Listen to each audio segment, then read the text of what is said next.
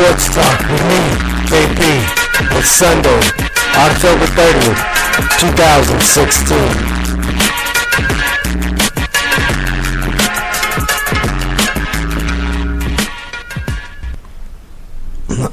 All right. Welcome.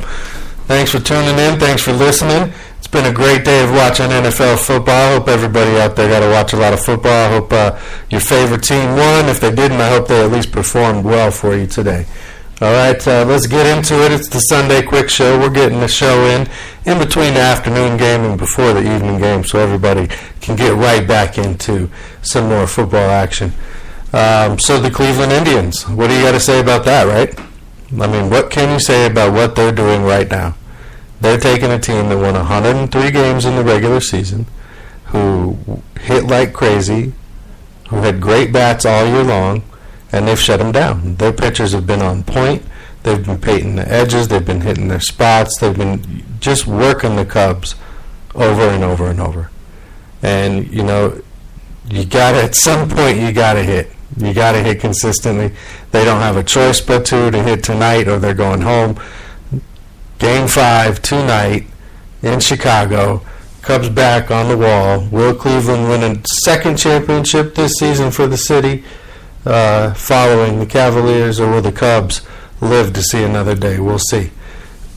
Today is one of the rare days in sports in this country where all 4 major sports in this country will be having active games at the same time. There will be hockey, there will be baseball, there will be basketball, there is football today. So that is something that's pretty cool about today in the world of sports. Definitely tune into the World Series tonight, by the way, also. New AP polls came out. Top 10, you got Alabama and Michigan still holding the top 2 spots. Clemson and Washington 3 and 4. Louisville had a little bit of a tight game there. They pull it out. They stay at 5. Ohio State's at 6. Texas A&M 7. Wisconsin and Nebraska pretty much switched places after that game, as Wisconsin is 8, Nebraska 9, and Florida moves into the top 10 as at the 10th position there. Nothing really too surprising. Didn't really see Florida making the rise they've made so far, but they've played solid. They continue to play solid. The SEC's kind of down at this point. We'll see if they can make some noise and make things change up there a little bit. Amazing stat that I saw reading through some stuff Bleacher Report put out about Kawhi Leonard. Kawhi Leonard has the most wins out of the first 300 games in the history of the NBA, any single player. He's won 235 of his 300 games in the NBA. That's amazing. That's just, you got 82 games in a season. And in his career, he's lost 65 games. Amazing. That's something about the Spurs. That's something about Kawhi. That's pretty impressive. What's not impressive right now is the Cleveland Browns. Not only did they go to 0-8 today, but they didn't even put their banner out in the stands for the fans to use in the order where it's spelled what they wanted it to spell. It was supposed to say Dog Pound. Go Dog Pound, right? Instead it said Japodawand. I don't even know how to... It didn't say anything. They had the banner, the 3-piece banner, in the wrong order, screwed up their own name, their own slogan, in their own end zone. Fall to 0-8 today. Just bad, all around bad things right now going on in Cleveland. Can't say anything good about that situation. NFL, I don't know what you're going to do. Sure, he shouldn't have technically put his hands on an official, but Earl Thomas, scoop 6, scores a touchdown on a fumble, gives the hug a ref, gets flagged for unsportsmanlike conduct. That is ridiculous. That's ridiculous. I mean, what else do you say about that? That's ridiculous. I mean, flagged for giving the ref a hug because you're excited that you got a fumble recovery, ran it in for a touchdown. Okay. If that's how you're going to interpret the rules, okay. I guess. couple NBA big stories right now in the NBA. Triple doubles going crazy. Kevin Durant put up 17 rebounds the other night. Anthony Davis, first two games, Pelicans have lost, but his numbers have been amazing. 95 points, 33 rebounds, 9 steals, 4 assists, and I believe he's right on 4 blocks also.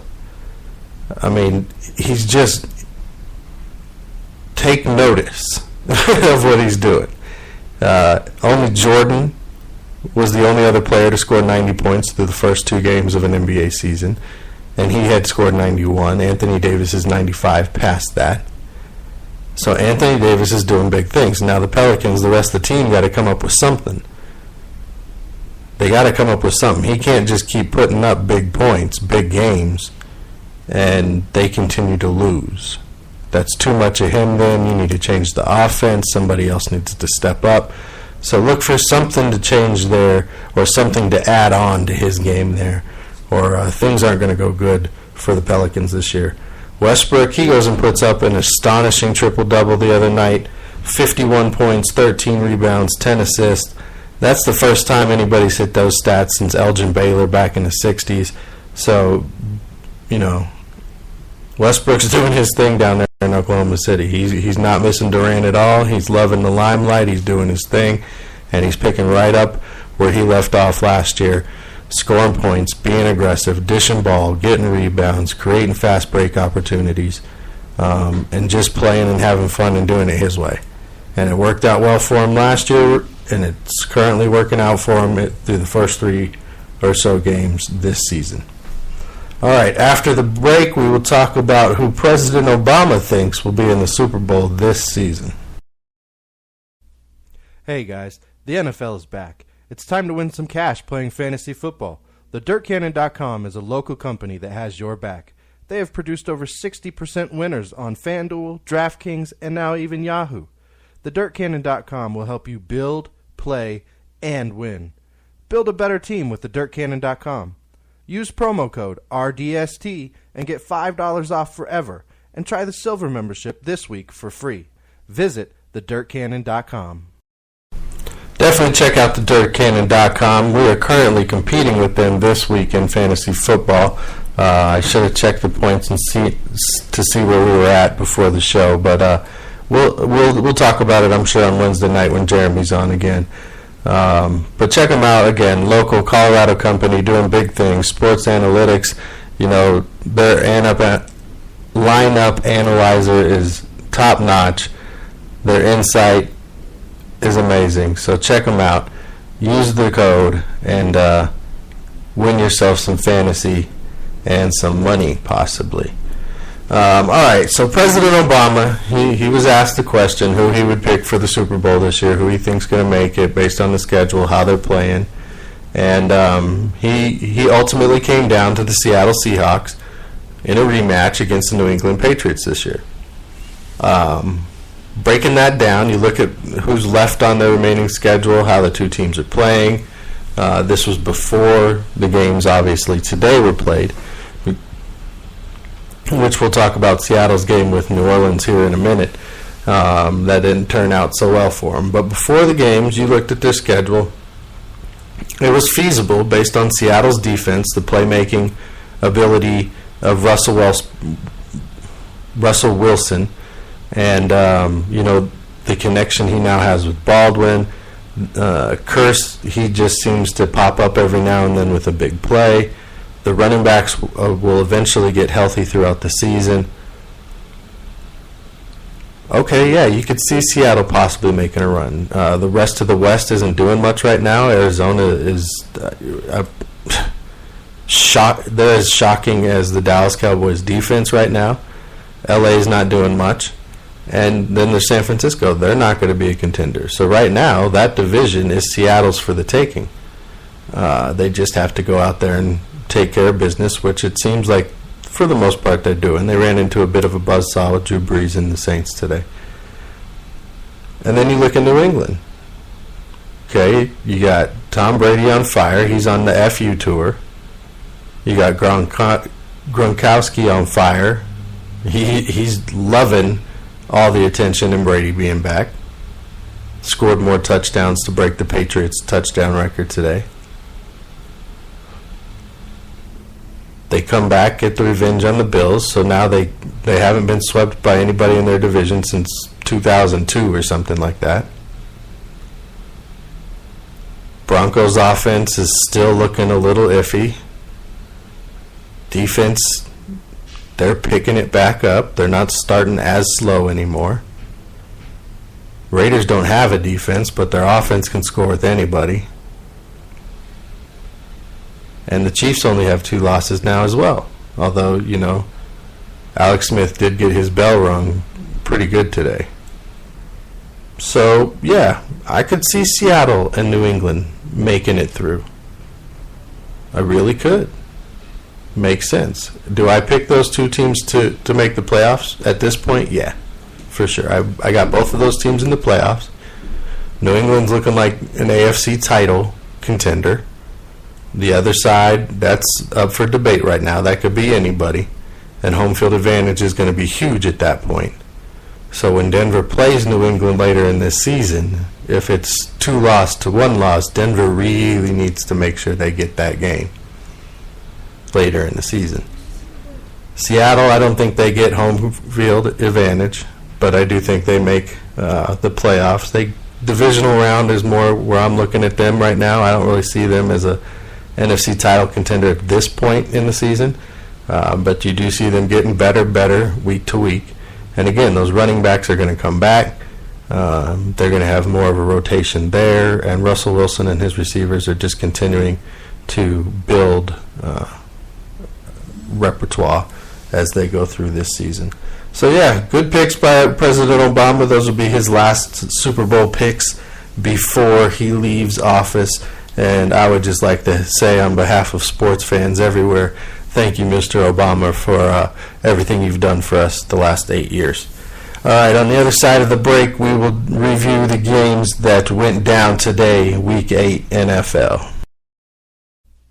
Hey guys, the NFL is back. It's time to win some cash playing fantasy football. TheDirtCannon.com is a local company that has your back. They have produced over 60% winners on FanDuel, DraftKings, and now even Yahoo.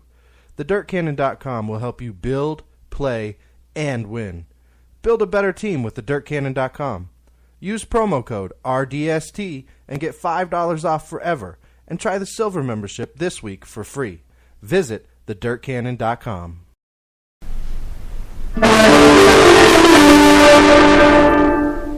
All right, there's a lot of great football action today. Again, it started very early in the morning with another London game.